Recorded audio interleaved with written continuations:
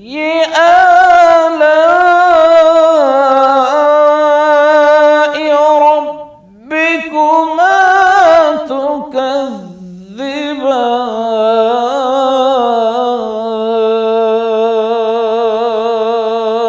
السلام علیکم ورحمۃ اللہ وبرکاتہ۔ میں زبیر ہاشمی پروگرام فرمان الہی کے ذریعے آپ سبھی ناظرین کا دلی خیر مقدم کرتا ہوں۔ ناظرین، کل کے ایپیسوڈ میں ہم نے سورۃ الدخان کی مکمل تلاوت اور اس کا ترجمہ سننے کا شرف حاصل کیا۔ آج ہم اپنے اس پروگرام میں سورۃ الجاثیہ کی ابتدائی 21 آیتوں کی تلاوت اور اس کے ترجمے کو شامل کریں گے۔ سورۃ الجاثیہ یہ قرآن مجید کا ترتیب کے لحاظ سے 45واں سورہ ہے۔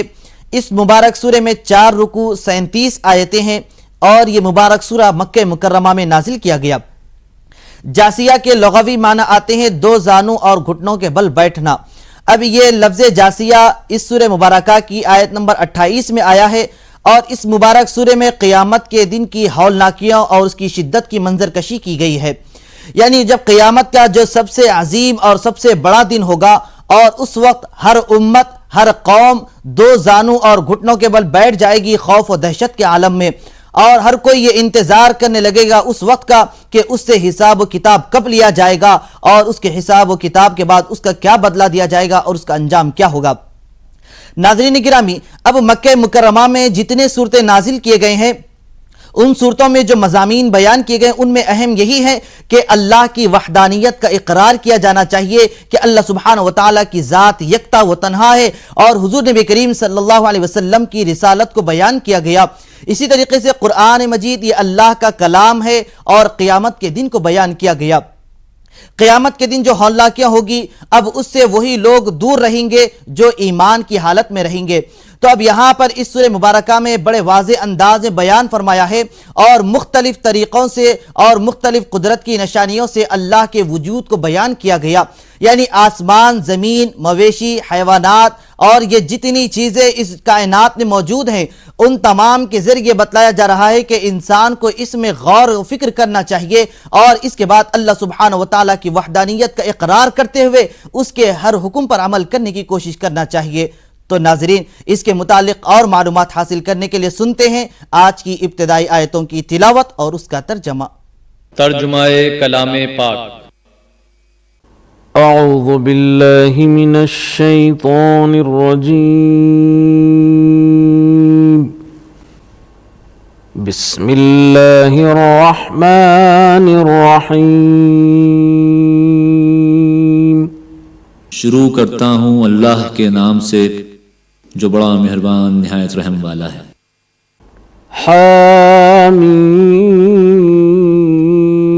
حامیم، تنزیل الکتاب من اللہ العزیز الحکیم۔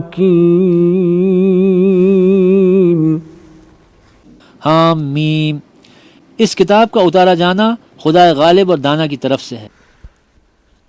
ان فی السماوات والارض لآیات للمؤمنین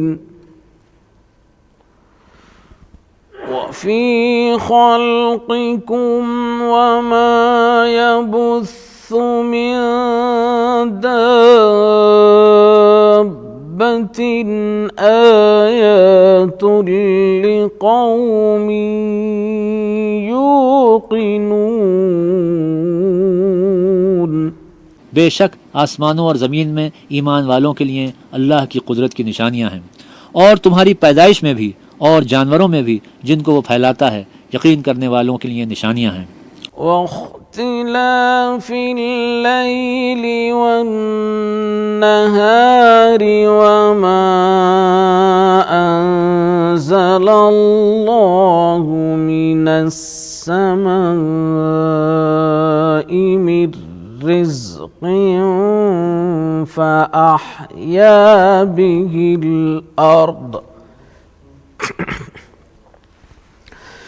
فأحيا به الأرض بعد موتها وتصريف الرياح الرياح آيات لقوم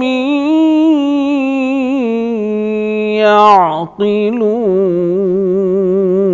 اور رات اور دن کے آگے پیچھے آنے جانے میں، اور وہ جو خدا نے آسمان سے ذریعہ رزق نازل فرمایا، پھر اس سے زمین کو اس کے مر جانے کے بعد زندہ کیا، اس میں اور ہواؤں کے بدلنے میں عقل والوں کے لیے نشانیاں ہیں.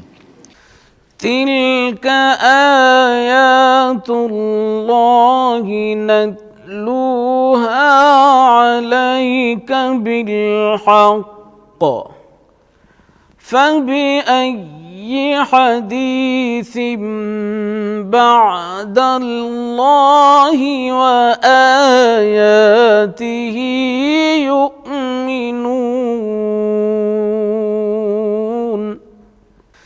تلك آيات الله نتلوها عليك بالحق فبأي حديث بعد الله وآياته يؤمنون. ويل لكل أفاك أثيم. یہ اللہ کی آیتیں ہیں جو ہم تم کو سچائی کے ساتھ پڑھ کر سناتے ہیں، تو یہ کے بعد کس بات پر ایمان لائیں گے؟ ہر جھوٹے گناہگار پر افسوس ہے. يسمع آيات الله تتلى عليه ثم يصر مستكبرا كأن لم يسمعها فبشره بعذاب أليم. کہ خدا کی آیتیں اس کو پڑھ کر سنائی جاتی ہیں تو ان کو سن تو لیتا ہے، مگر پھر غرور سے ضد کرتا ہے کہ گویا ان کو سنا ہی نہیں. سو ایسے شخص کو دکھ دینے والے عذاب کی خبر سنا دو. وَإِذَا عَلِمَ مِنْ آيَاتِنَا شَيْئًا اتَّخَذَهَا هُزُوًا أُولَئِكَ لَهُمْ عَذَابٌ مُهِينٌ. اور جب ہماری کچھ آیتیں اسے معلوم ہوتی ہیں تو ان کی ہنسی اڑاتا ہے. ایسے لوگوں کے لیے ذلیل کرنے والا عذاب ہے. من ورائهم جهنم ولا يغني عنهم ما كسبوا شيئا ولا ما اتخذوا من دون الله ولا ما اتخذوا من دون الله أولياء ولهم عذاب عظيم. من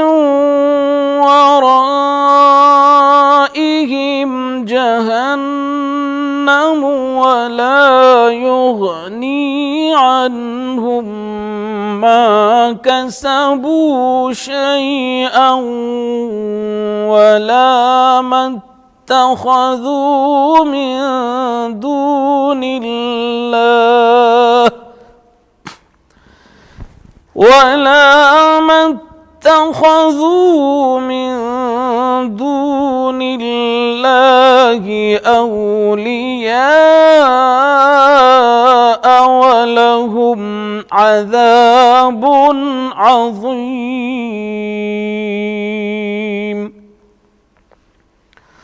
هذا هدى والذين كفروا بآيات ربهم لهم عذاب من رجز أليم. اور جب ہماری کچھ آیتیں اسے معلوم ہوتی ہیں تو ان کی ہنسی اڑاتا ہے۔ ایسے لوگوں کے لیے ذلیل کرنے والا عذاب ہے۔ ان کے سامنے دوزخ ہے، اور جو کام وہ کرتے رہے کچھ بھی ان کے کام نہ آئیں گے، اور نہ وہی کام آئیں گے جن کو انہوں نے خدا کے سوا معبود بنا رکھا تھا، اور ان کے لیے بڑا عذاب ہے۔ یہ ہدایت کی کتاب ہے، اور جو لوگ اپنے پروردگار کی آیتوں سے انکار کرتے ہیں ان کو سخت قسم کا دردناک عذاب ہوگا۔ سورۃ الجاثیہ کی تلاوت اور اس کے ترجمے کا تسلسل جاری رہے گا۔ ہم آپ سے ملاقات کریں گے ایک مختصر سے وقفے کے بعد۔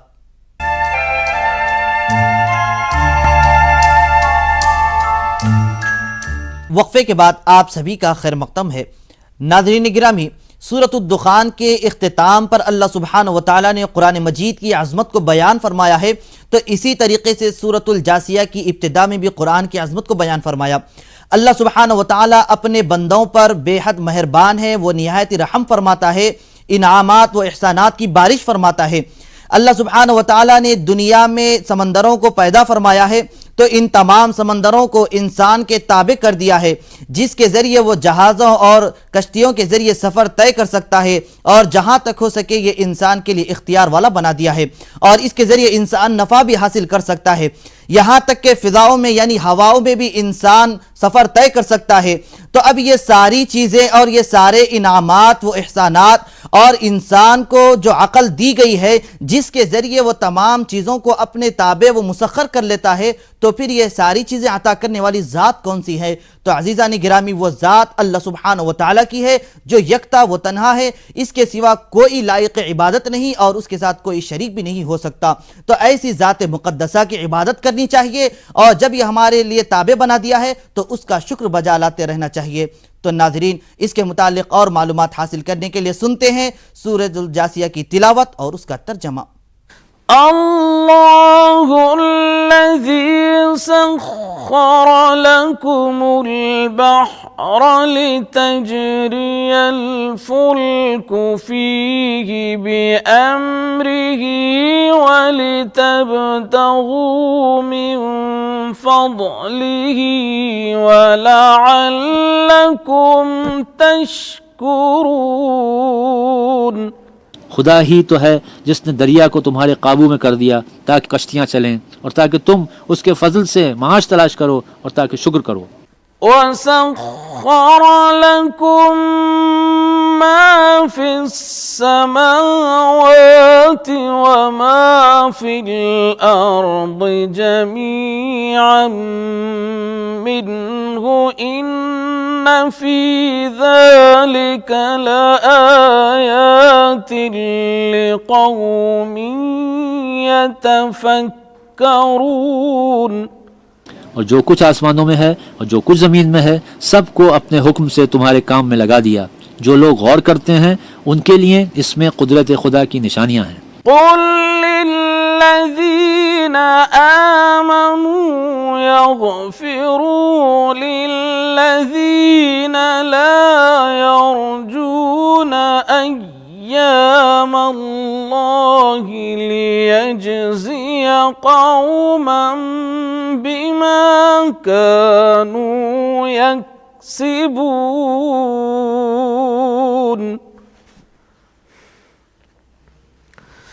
من عمل صالحا فلنفسه ومن أساء فعليها ثم إلى ربكم ترجعون۔ مومنوں سے کہہ دو کہ جو لوگ اللہ کے دنوں کی جو اعمال کے بدلے کے لیے مقرر ہیں توقع نہیں رکھتے، ان سے درگزر کریں تاکہ وہ ان لوگوں کو ان کے اعمال کا بدلہ دے۔ جو کوئی عمل نیک کرے گا تو اپنے لیے، اور جو برے کام کرے گا تو ان کا ضرر اسی کو ہوگا، پھر تم اپنے پروردگار کی طرف لوٹ کر جاؤ گے۔ وَلَقَدْ آتَيْنَا بَنِي إِسْرَائِيلَ الْكِتَابَ وَالْحُكْمَ وَالنُّبُوَّةَ ورزقناهم من الطيبات وفضلناهم على العالمين.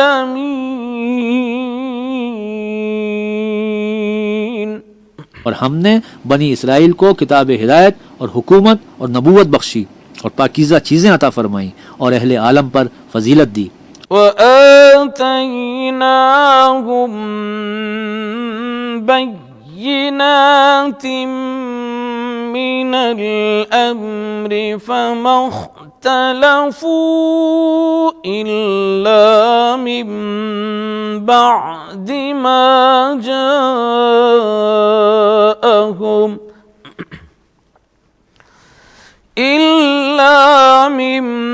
بعد ما جاءهم العلم بغيا بينهم إن ربك يقضي بينهم يوم القيامة فيما كانوا فيه يختلفون. اور ان کو دین کے بارے میں دلیلیں عطا کیں تو انہوں نے جو اختلاف کیا تو علم آ چکنے کے بعد آپس کی ضد سے کیا. بے شک تمہارا پروردگار قیامت کے دن ان میں ان باتوں کا جن میں وہ اختلاف کرتے تھے فیصلہ کر دے گا. ثم جعلناك على شريعة من الأمر فاتبعها ولا تتبع أهواء الذين لا يعلمون.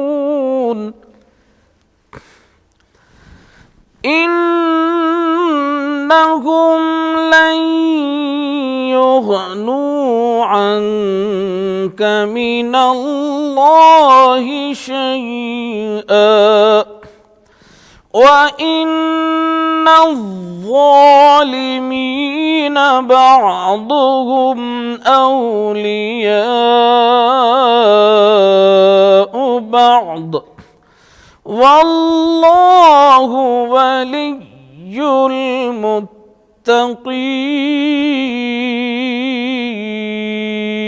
المتقين.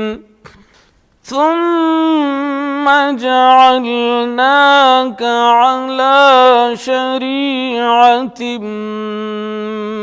من الأمر فاتبعها ولا تتبع أهواء الذين لا يعلمون. إنهم لن يغنوا عنك من الله شيئا وإن الظالمين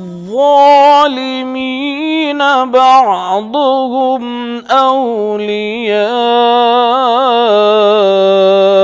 بعض والله ولي المتقين.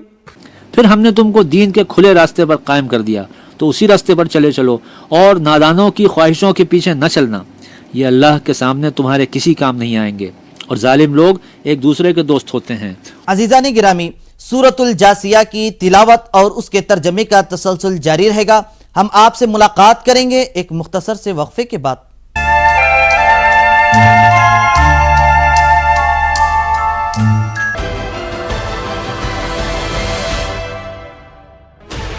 Sixteen channels, 15 languages, 26 states, 1,200 plus reporters, 66.9 crore viewers. India's largest news network, News18 network. وقفے کے بعد دوبارہ آپ سبھی کا خیر مقدم ہے. ناظرین محترم، قریش کے منکرین، انکار کرنے والے لوگ یہ کہا کرتے تھے کہ ہمارے پاس اہل ایمان کی بنسبت مال و دولت کی فراوانی ہے اور یہ سب سے بہتر ہے، اور دنیاوی اسباب جو موجود ہیں ان سب کی فراوانی ہمارے پاس بھی موجود ہے۔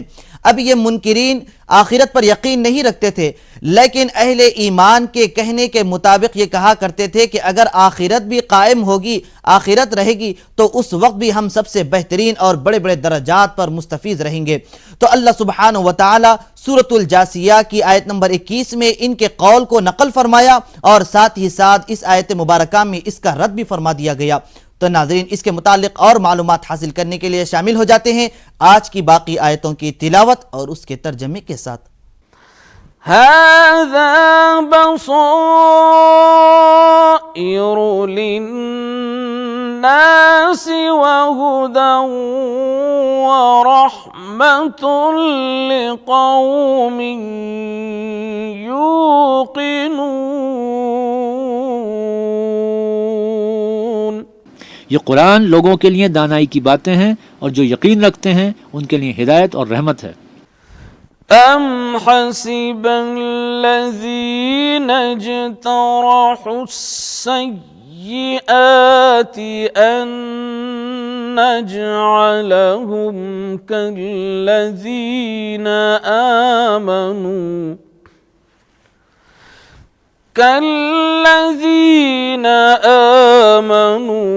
وعملوا الصالحات سواء محياهم ومماتهم ساء ما يحكمون۔ أم حسب الذين اجترحوا السيئات أن نجعلهم كالذين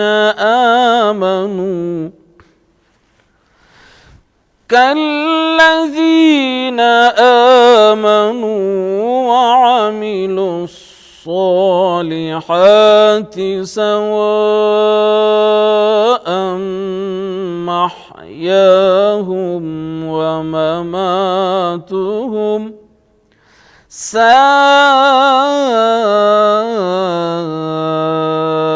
ما يحكمون۔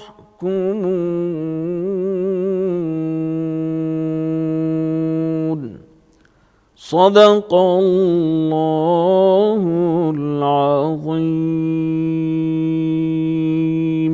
جو لوگ برے کام کرتے ہیں کیا وہ یہ خیال کرتے ہیں کہ ہم ان کو ان لوگوں جیسا کر دیں گے جو ایمان لائے اور عمل نیک کرتے رہے اور ان کی زندگی اور موت یکساں ہوگی؟ یہ جو دعوے کرتے ہیں برے ہیں۔ اللہ رب العزت سے دعا ہے کہ وہ ہم سب کو اپنے ایمان میں تقویت حاصل کرنے کی توفیق نصیب فرمائے۔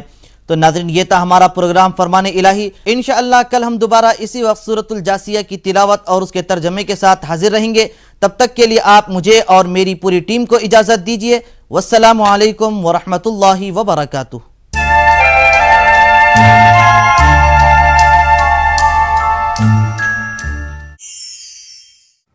حضور ایسا کوئی انتظام ہو جائے، حضور ایسا کوئی انتظام ہو جائے، حضور ایسا کوئی انتظام ہو جائے، سلام کے لیے حاضر غلام ہو جائے، سلام کے لیے حاضر غلام ہو جائے۔ میں صرف دیکھ لوں ایک بار صبح طیبہ کو، میں صرف دیکھ لوں ایک بار صبح طیبہ کو، بلا سے پھر میری دنیا میں شام ہو جائے، بلا سے پھر میری دنیا میں شام ہو جائے۔